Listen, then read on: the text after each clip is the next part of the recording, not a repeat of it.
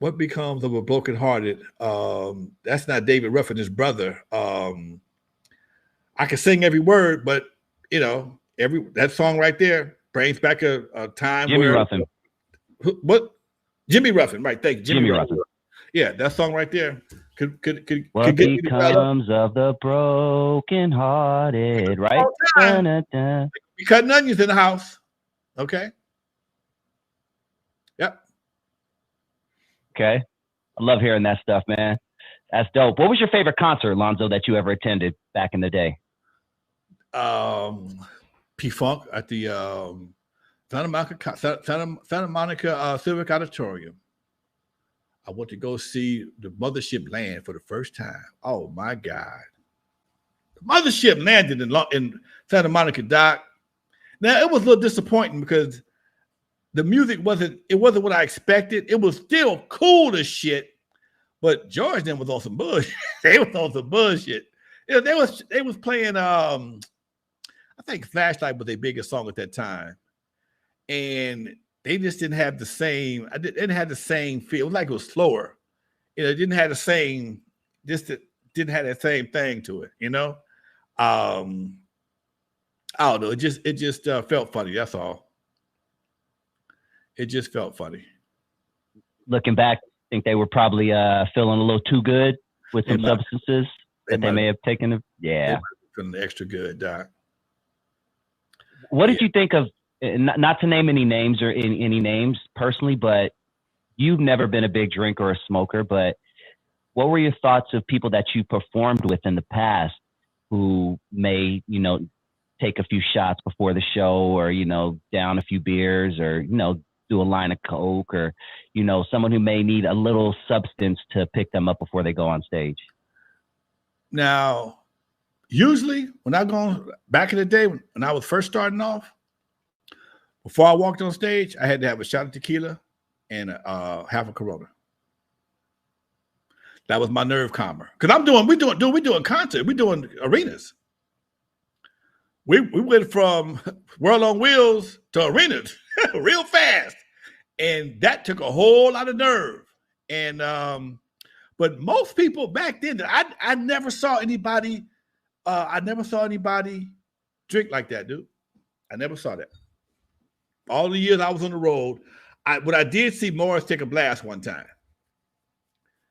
Morris Day. We was on tour with Morris Day and a couple other people. Blast is a little line at that thing, right? No. I'm what? Oh, a blast is some some freebase type shit. Yeah, gotcha. He hit one real good. He found him a moon rock like with nobody's business, and because he pissed us off because he says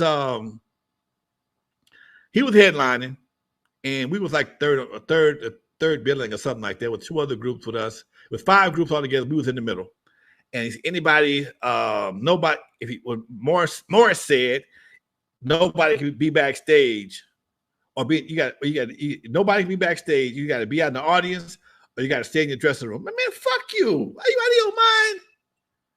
I can't be backstage, or I got to stay in my dressing room. Who the fuck are you? Okay. And me and Shakespeare stayed in the dressing room for a while because we were all big Morris Day fans. And man, I think between the oak tree and the bird or something like that, one of them songs, one of them configurations, he walks off stage. And when he walked off stage, there it was. Homeboy was sitting there waiting, had the glass one in the flame. Oh shit! He looked us dead in the face. We was off the tour the next day. We was off the tour the next day. You know, we got a few more minutes. Broken Home says, Lonzo, how many potential artists' careers have you seen get derailed by drugs and or booze? You know,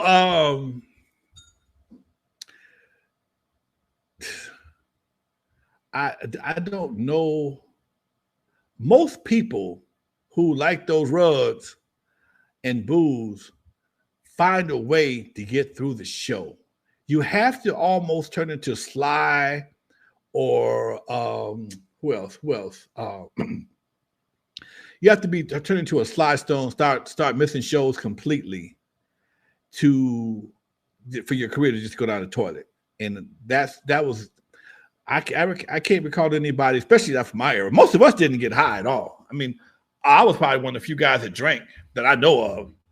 I never saw anybody else do anything else. Never. If they did, they kept it out of my sight, and I kept what I did out of their sight. That's probably why we don't know what nobody else did. Everybody was pretty private with their dirt. I don't even think that was what I liked about that time. I liked that about that time. Now everybody's walking around smoking, eating in public, doing balloons and shit. It's like, what the hell is going on? Dre and them never saw me do nothing.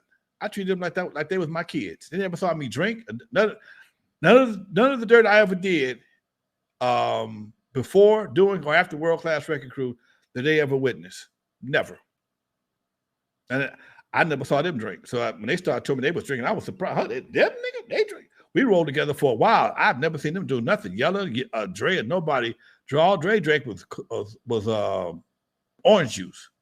So I was a grown man. I had a few bad habits, and I had to calm my nerves. And a shot of tequila and half a Corona was my nerve calming situation. Now I won't drink anything when I'm DJing. When I'm performing, I thought about that today. I said, am I going to get me a shot of tequila and a beer before I go on stage? I didn't know. I haven't made up my mind yet, because I've gotten so used to it so much more now. I don't know. I don't know if I need it like I used to. I think go on sober just this first time, see how you feel, then maybe the second or third show, because I know there's going to be more. Definitely. That's just my advice. I got you. Yeah. But once again, November 17th, why do you keep saying 17th? I got something else on the 17th. November 15th, Alonzo Williams and the World Class Wrecking Crew will be taking the stage in San Pedro for the East Side Car Show, East Side Story Car Show. So make sure you guys join us. I will be there recording. Lonzo's going to be on stage around 7:30, 7:40. Get there early for all the performances. It's a great lineup. And please, as soon as this show's over, join me on my channel. The link is in the description for my Captain Rap interview, arguably one of the first West Coast rappers to release a legit hip-hop single on the West Coast. We're going to talk fun stories like Sugar Hill Gang getting booed at their first LA show. We're going to talk about his song Bad Times. It's going to be a great time, so join me right after this. Lonzo, hit him with that outro, man. All right, folks. For those who never heard of me, I'm the first one to put Dr. Dre in the surgery, stuck Ice Cube in the freezer till he got cold on the eve after dark, 50-yard line to Super Bowl. In the movie Straight Outta Compton, they played me like a hater of rap. Don't believe that Hollywood bullshit, because it was all cap. My history goes deeper than you will ever know. Just remember that N.W.A. stands for not without Alonzo. Peace, y'all. We out.